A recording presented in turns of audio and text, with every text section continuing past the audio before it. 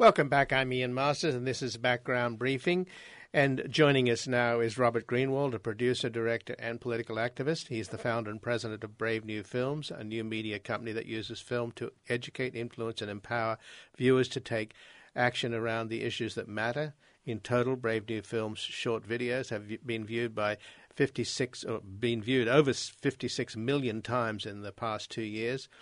They've inspired hundreds of thousands of people to take action and forced pressing issues into the mainstream media. Robert Greenwald's films have garnered 25 Emmy nominations, 2 Golden Globe nominations, the Peabody Award, and the Robert Wood Johnson Award.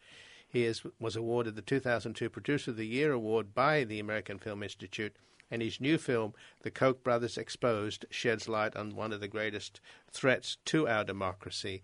Thank you for joining us on Background Briefing, Robert Greenwald. It's my pleasure to be with you. And we're very grateful, too, that we're able to offer up some of your films, both past and present. And no doubt there'll be future as well. I hope so. So Robert Reich was on previously, was mentioned the Kochs. The name comes up often, and clearly they have been incredibly effective politically. And your latest film about a Coke factory in Crossett, Arkansas, and the pollution that resulted from this factory that's caused what a local doctor refers to as Crossett crud, that's the subject of the film. But what I find extraordinary is that what's happening in this small town in Arkansas is in fact permitted by the Environmental Protection Agency, yet at the same time the Koch brothers, through the Tea Party members of Congress that they've managed to get elected, seem determined to destroy the Environmental Protection Agency. So what do you think their end game is? Well, their end game is about more money, it's about greed, and it's an ideology, a libertarian ideology that services their financial goals. Now, one could ask, how many billions of dollars do you need? But that's not a question that's asked doesn't seem to be asked in certain political rungs of our society today. But what we've done with the Koch Brothers Exposed campaign, and it's on Facebook, it's on the website Koch Brothers Exposed, it's also on my Twitter account, is we're telling the story and we're showing people that ideology is not a victimless crime, that there are people who are hurting badly because of what the Kochs have done.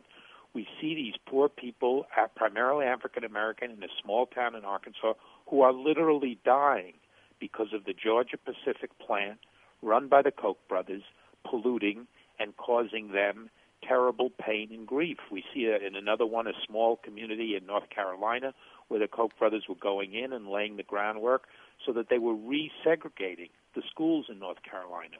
In another one, we saw how they attacked Social Security and how the millions of dollars that they put into think tanks and pundits and activist groups all work to create a national echo chamber, as you were saying before. In this case, it was a Koch-driven echo chamber about Social Security. So they're real, they're serious. It's important that we put a spotlight on them, and it's important that we motivate people to take action. So, Robert, it sounds like you're one of the few Americans that are actually joining the fight here, because isn't it pretty clear that the Kochs have declared war on a working American? Don't they want to impoverish millions of our fellow citizens, to take away their Social Security, to take away their retirement's already been taken away in the private sector, take away their health care? I mean, that is their stated agenda. That's not some subterfuge on their part. No, it's very clear. I mean, and they're very smart in their funding, by the way, as much as I disagree with them in terms of what they're about. The way they're doing it is very smart. In Jane Mayer's brilliant article in the New Yorker about the Kochs last year or the year before, there was a wonderful quote, and they said that the Kochs said they realize politicians are actors who read from a script, and what the Kochs want to do is write the script. So they don't just throw some money into some terrible 30-second spot for some hack elected official. They fund the generating of ideas in the think tanks. Then they fund getting those ideas out into the world with pundits, with books, with lectures. Then they fund grassroots groups that take those ideas, Americans for Prosperity, and move them around. And then ultimately the politicians wind up saying those things. And one of the videos we have is the Social Security echo chamber, and we trace it. We trace the literal sentences from the papers in the think tanks that they pay for.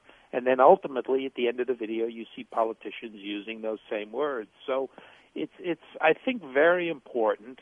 It deals with the inequities of our society, and these are the 1%, if you will. These are the poster children, the poster boys, the poster men for the 1%, and the terrible toll that it takes on democracy and that it takes on all of our daily lives. It's not abstract. It's there, it's real, and it's painful.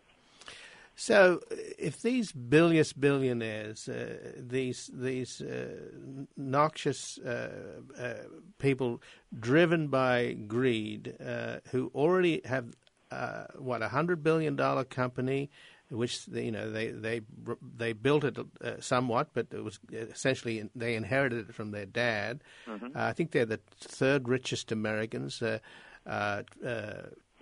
And they're, as I was saying, they're determined to impoverish the rest of us. That is their strategy, which is to weaken government, weaken regulations, have more profit for themselves, and essentially what Robert Reich was talking about, this new social Darwinism, where everybody is sort of cut loose in this kind of plantation economy to fend for themselves. So why doesn't you're fighting back, but why don't citizens fight back? If these guys want to impoverish us, why don't we impoverish them? Why do we buy Dixie cups? Why don't we stop buying Brawny paper towels? Why don't we stop buying Georgia Pacific products?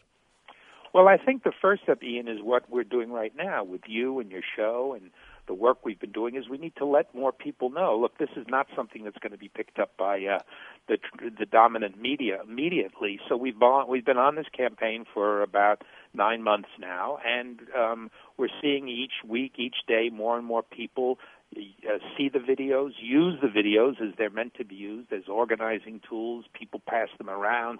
The people on the Koch Brothers Exposed Facebook page are very active. The people on my Twitter account who are picking them up and using them are very active. And that's the first step, because it's harder to sort of identify and go after these guys because they're smart, because the funding is spread over hundreds of millions of dollars in so many areas, and the amazing team at Brave New Films that's working on this, that Jeff and Layla and Joseph and Natalie, they've spent months and months digging in and coming up with the dirt, and now it's time to get it out there, and that's where every one of your listeners can be helpful. There's that great line that I am so fond of, democracy is not a spectator sport. Well, it's time to get involved, and here's a perfect time. And with the Occupy movement, I think it's a perfect convergence of seeing the impact of people who are trying to buy democracy, of the terrible inequities in our society, and things that we can do about it.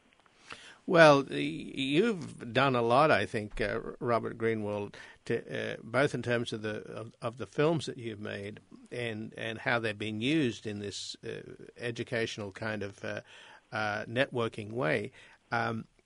You've also, I think, got under their skin, haven't you? I mean, I spoke the other day to my good friend, the Reverend Billy, who said that he was at a demonstration at the Koch Brothers Lincoln Center where they've got their names up in a building, and the building is a white building, and you rented a room at a hotel across from them and projected the Koch film on the walls of the Koch underwritten building.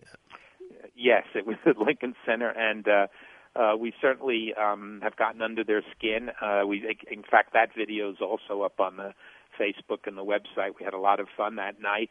But they're attacking us. They've come back. They've threatened on the resegregation video. They were threatening literally to sue people in the media who posted or wrote or talked about it.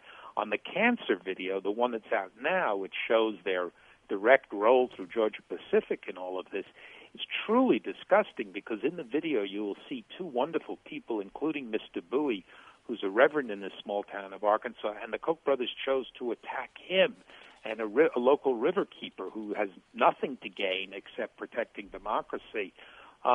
So those are the communication experts. Those are the hacks that they hire.